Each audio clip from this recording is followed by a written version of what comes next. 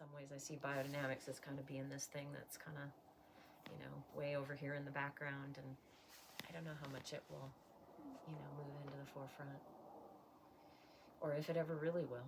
Yeah. But it's been really compelling for me. Yeah. So my name's Melinda Bateman, and we're here at Morningstar Farm, which is located in Arroyo Seco, New Mexico, which is just north of Taos, New Mexico.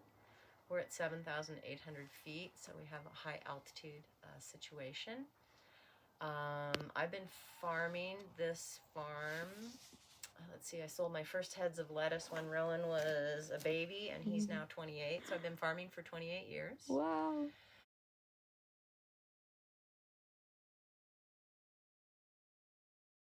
And I started out as an organic farmer. Mostly I was a stay-at-home mom with 2 kids, and I was eager to figure out a way to grow better quality food for my family. At that point, we were living off of a very small income, and I didn't feel like I could really afford some of the food that was being sold at the local farmers markets, but I wanted that kind of food. And I had grown up doing some work for farmers in the Willamette Valley as a child. So I started growing my own food, and then one day, all of a sudden, I had 40 heads of lettuce that were ready all at the same time. So I had a friend who was the produce buyer for a co-op in Taos that no longer exists. He said, "Oh, I'll buy those heads of lettuce." So I took them in, and that was kind of the start of my commercial efforts with Morningstar Farm.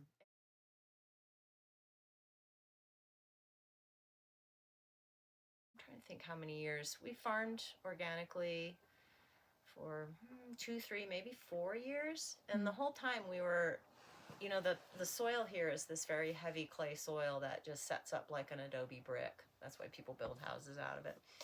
And so we were really interested in changing the tilth of our soil. And so we would do all these things like bring in truckloads of manure, and we applied humates. I think we were making some compost at that time, but it probably wasn't very well made compost. And so then we kind of stumbled on biodynamics. My husband at the time, his sister practiced biodynamics in the Berkshires, and she kept encouraging us to try it. And then we went on this road trip, and we actually, just drove off the road to go car camping, and we ended up at a corral where they'd been dehorning cattle. So my husband at the time picked up all the cow horns and brought them back here and made a batch of Biodynamic 500. And, he buried it in the fall the way you're supposed to, stuffed the horns with the cow manure, et cetera, et cetera.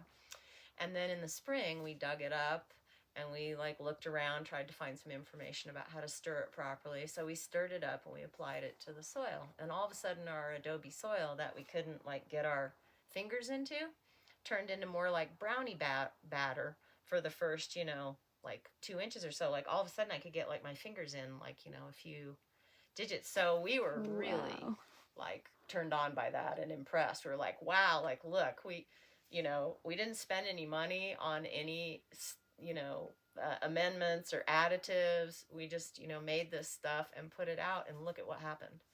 So then we started pursuing, learning more about biodynamics. And we were fortunate, a farmer an educator in Santa Fe brought a great biodynamic educator, Gunter Hauk, to Santa Fe. So we went down for, I think, a 4-day workshop with Gunter, and then we started going to some of the national conferences, and so that's really been the backbone of our farm. And we started making biodynamic compost, which we add to our soil every fall and sometimes in the spring as well.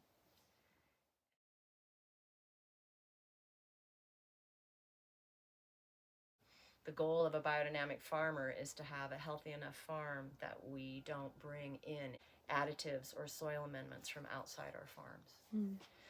It's a difficult ideal to accomplish or achieve, but that's the ultimate goal. And that was one of the things that really inspired me about biodynamics, was the idea that you wouldn't bring substances onto your farm, that you could create a living system that would be like a closed nutrient cycle or closed nutrient loop. And so to me, that seemed even more sustainable than an organic system where you were allowed to bring in all of these various amendments and substances onto your farm.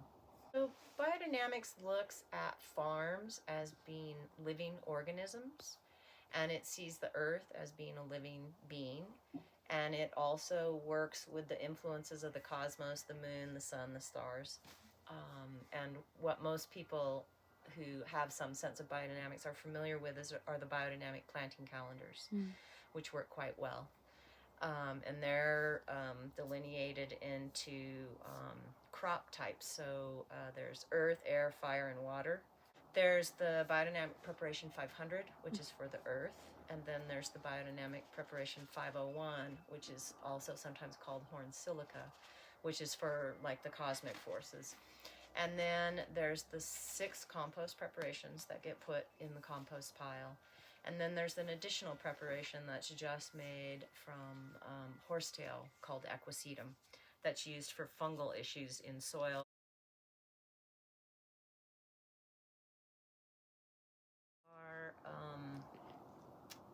I've been making compost for 20 years, so I kind of have a system and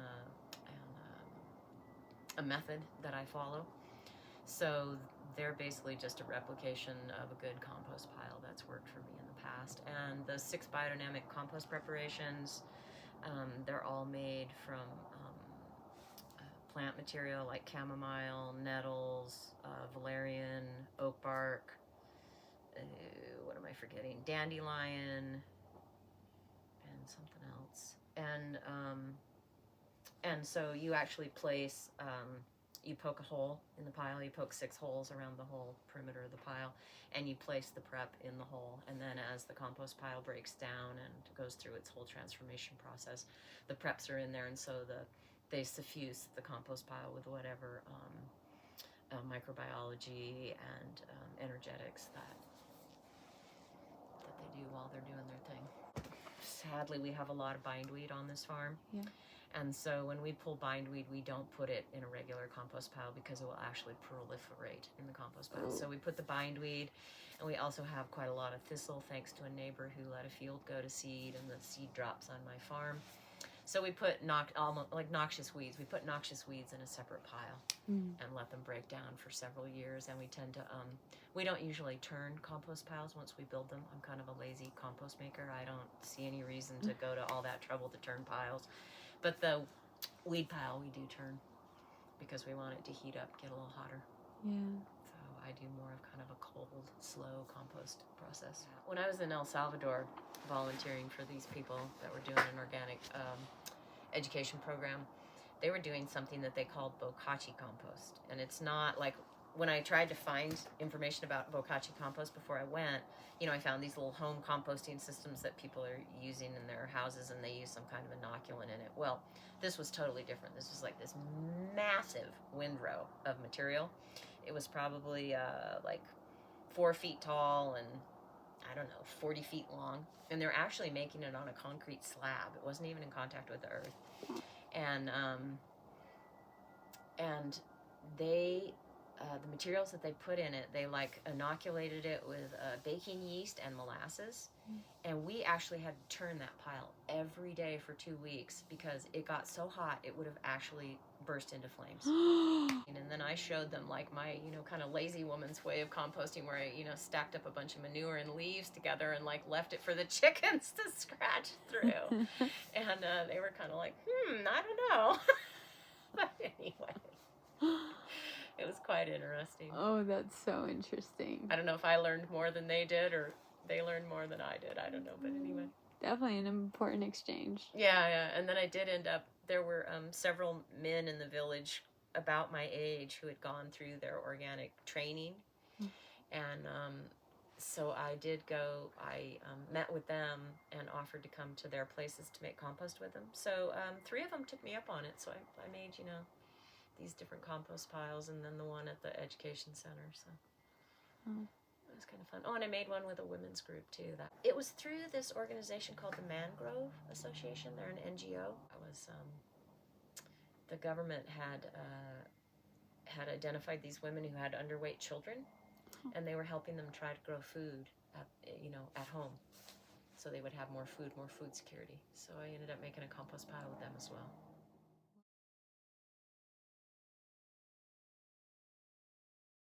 I was also in Portugal working a little bit on a project there, and studied with with an agronomist there. They were making their own effective microorganisms, and they practiced biodynamics, and so I was also able to learn quite a few things from Katerina while I was there.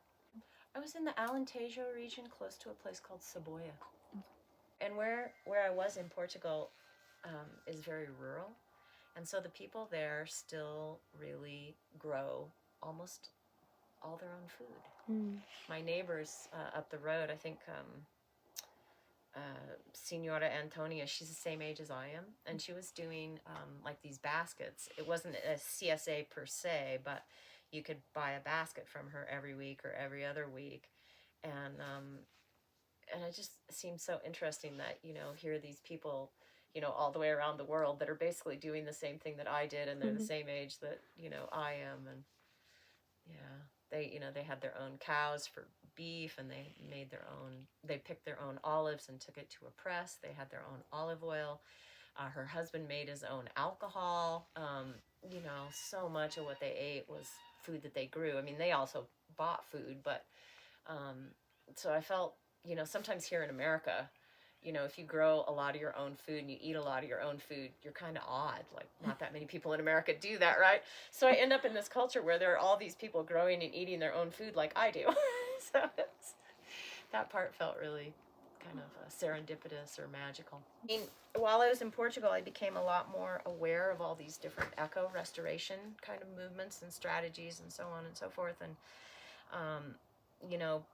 people are so excited about planting trees, which is great, as a possibility for, a solution to the climate crisis. But the more I did research into it, the more I realized, you could start sequestering carbon on a farm like mine.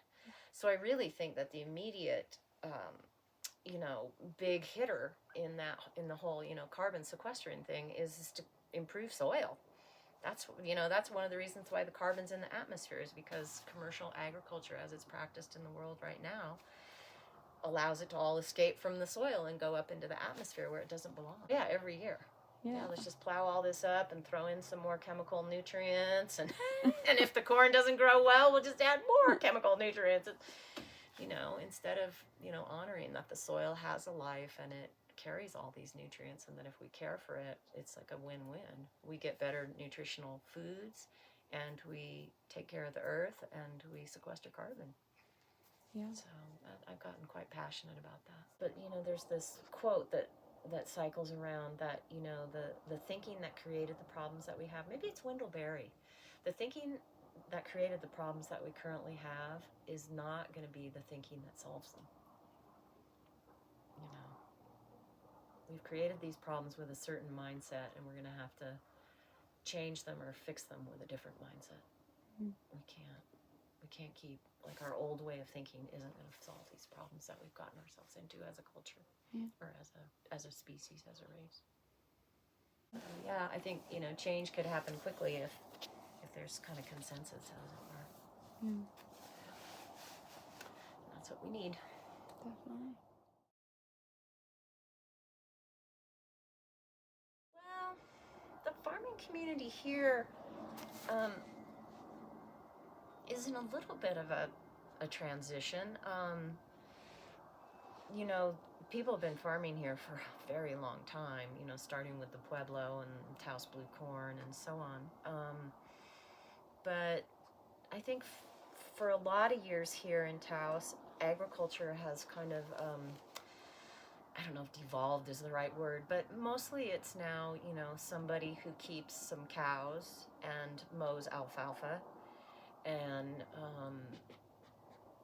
that's kind of become agriculture in Taos. And other than, people who grow a home garden or a kitchen garden. There are a few growers who've been around here for quite some time. There's a CSA farmer up in Cerro, Daniel Carmona, who's been, I think, running his CSA now for maybe 20 years. And he's a very accomplished, vegetable production grower. There's another fellow down in Talpa who's been growing a fairly large commercial vegetable garden. Large here is like, over 2 acres. And he mostly sells at the farmer's market and some to restaurants. But this last year with COVID, people got pretty interested in local food. And a lot of people, for the first time, I think partly because they were stuck at home, they decided to try growing food in their own backyards. So there's kind of a new feeling to me personally as a farmer of these people who are interested in restoring their personal properties, and not necessarily that they're going to be commercial farmers.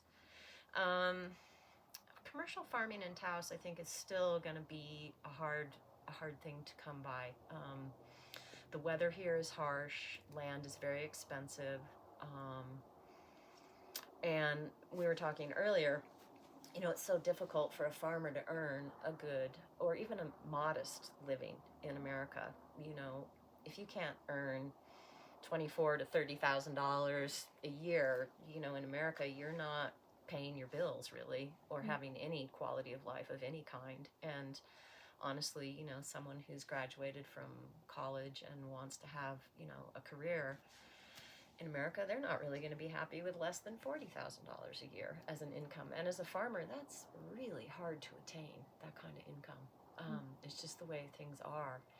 So I don't know, what I see the future as being. And then there are quite a few people in Taos who are really interested, in permaculture principles and in trying to restore their property and create, food forests and things like that. And I'm hoping that I can kind of,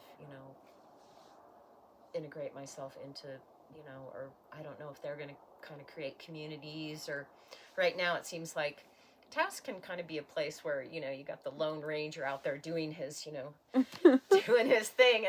And sometimes people don't connect that strongly here in a way. Yeah. But there are a lot of people experimenting right now in Taos. And so I think maybe, we're kind of at the beginning of some movement that will, come together more and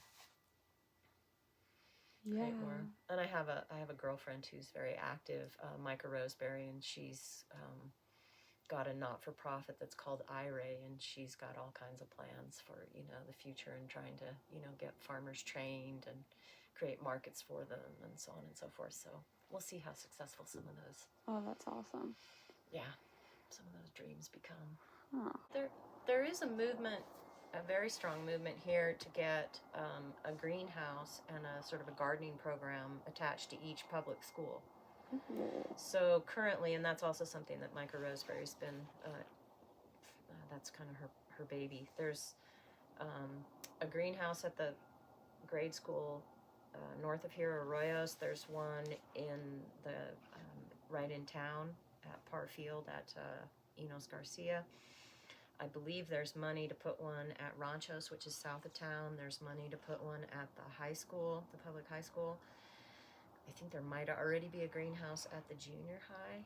I'm not sure. Part of the problem is that, they've tried to hire an ag teacher, but they need the ag teacher. Like for myself, like if I were to apply for that position, I'm not qualified because I don't have a teacher's certificate. So, but, it's like little by little, like we say around here, poco a poco. Yeah.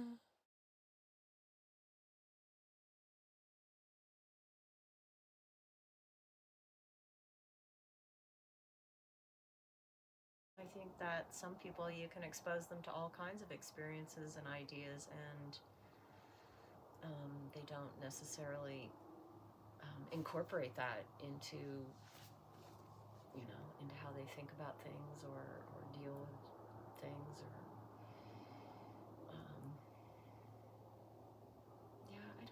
I don't know at what, which is an interesting question, because Micah and I were talking about, like trying to create an education program for farmers. And, I even think that the idea of, curriculum, like what would the curriculum really be? And I know the Biodynamic Association has an internship program, and they actually have like a checklist of skills, and, like how to use draft horses, how to keep all the different parts of keeping bees and, milking animals and, all these different skills like sharpening a tool and, so, there's so many skills that are in a way required to be a farmer. I think sometimes people think farming's really simple and, like you just like, I don't know what, go dig a hole and throw some seed in the ground and voila, you have food. But it's pretty complex. And so, yeah, like how do you start to convey all of that information to another person who, it used to be that, 100 years ago, people grew up on farms and they just knew those things because they experienced them their whole lives. Yeah. And now, we have a whole generation of people who don't even really know like where milk comes from. Well, it comes from a carton from the grocery store, right? Yeah. So, yeah, I don't know how you start to, provide enough information that someone can take up farming. Yeah. I mean, for me personally, I grew up helping harvest crops for farmers in the Willamette Valley, like strawberries and beans. And my father was a little bit of a backyard gardener. He actually knew how to farm, but didn't farm. And so, I had a little bit of a connection to it. And then as an adult, when I got motivated to try and grow my own food, then I ended up, educating myself. And, back then there was kind of already 20 years of organic growing, with these pioneers that had started before me. And so, you could, buy Elliot Coleman's book and read what he said. Yeah. So, yeah, there's information out there. But I think, people have to be really inspired or passionate about it. Because it's not a simple thing. It takes a lot of physical stamina and energy, and Mother Nature is your business partner if you're a commercial farmer, and she's not always kind to you. Sometimes she is, but so there's a lot of different variables.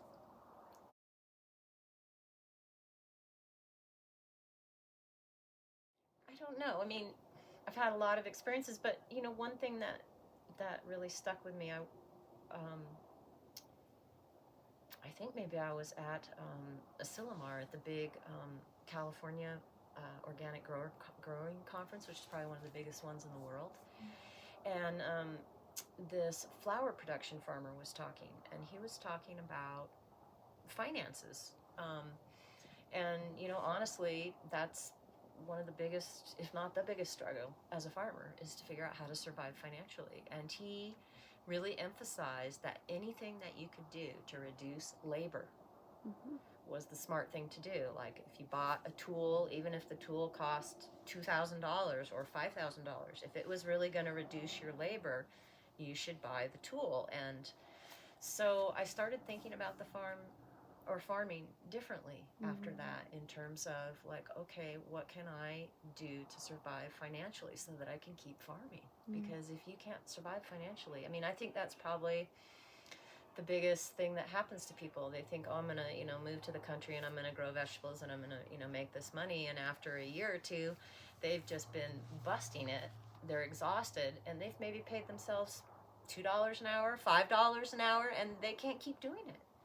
So, you've got to figure out a way to at least make enough money that you can keep farming. And so I think, what he said about buying the tools and about thinking about the labor and the farm in that way, even though I don't see my farm as being a financial institute, and it's not, in terms of a classic business, it's not very financially rewarding. That's not why I farm.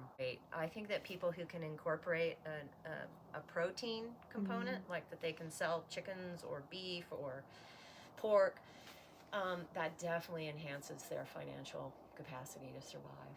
Those products, that are grass-fed and organic, command a high dollar price. Also, if you live, like here in Taos, even if you do grow a product like that, because we have such a small population, it's not necessarily easy to sell it all at top dollar. But if you're close to a big area where there's a demand by the general population for a product like that, and you can get top dollar for it, then you're doing better financially. Farming, but We're going to launch a new website this winter, and then our garlic will be available for shipping all over the U.S. Wow. So that's the easiest way to deal with that. And you know, you can look for Morningstar Farm of Taos on the internet. There's an old website up now, but we're going to be redoing it.